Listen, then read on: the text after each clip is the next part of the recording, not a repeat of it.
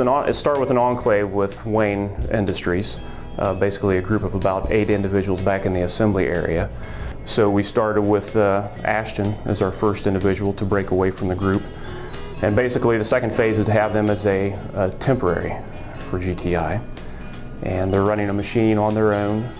If they do well at that, then the third phase is to have them as a provisional associate, where they run the same type of jobs that any other associate here in Greenville would do. So kind of the 3 phases, they started with Wayne in a group setting, then kind of break them off on their own with some maybe simpler tasks, and then move them on to some more difficult jobs as a third phase.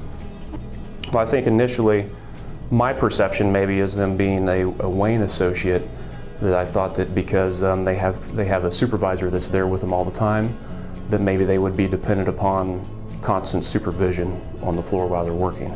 However, we found out when they broke off away from the group, it was really no different than an associate out on the floor. The supervisor comes around and checks at periodic times, or the trainer will check, and they can handle the situation on their own. Actually kind of surprised as far as on the technical side, the techie side with computers. Ashton picked up on that very quickly.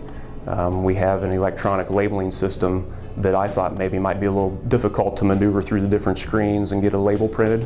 He picked up on that no problem and got it figured out fairly quick. A lot of times we have people come in that their work ethics may not be the best. Their attendance isn't that great. A lot of times they work for a day or two and then maybe they quit. But for the individuals that we've got through Darke DD, they're here every day, they're here on time, they do a good job, there's no concerns or issues with attendance or them not showing up. So I think it's a very good opportunity to get some good, stable labor in your facility, and also to have the benefit of changing the minds of some of the associates and operators in your facility. I feel like when they came in, I had a mindset myself as to how they want to be treated like anyone else, really. But to know what their limitations may be or what their needs are. But I just have kind of felt they're young men and felt like taking them under my wing kind of thing. So I treat them as I do anybody else that would come in, and learn with them as we go. I don't necessarily expect a lot. I always try with them or any other new temp we get. I try to remember the first day I was here or the first week I was here, how I felt, and to remember the nervousness, the anxiety, the fear, not knowing where things were. And I've just applied that with working with the boys too, the young men. And I think it's worked real well. But meeting with you, different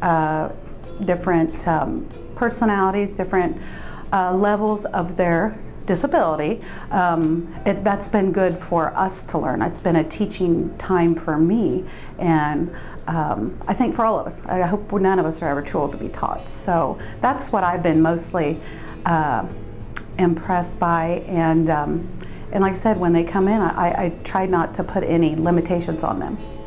If we have a concern as far as maybe how to handle a certain situation, or when we're ready to move an individual on to the next step, it's as simple as a phone call or an email away, and I think the lines of communication have been very well.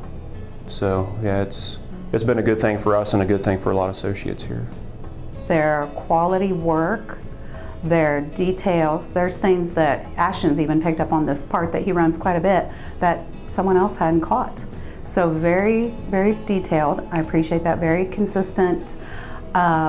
And just the diversity they bring. You know, we all have different personalities, and so the 3 things that each one brings, I think just adds to our group and adds to our company, and I think it can't be nothing but fruitful, you know, for any company. So I hope a lot of people will jump on board.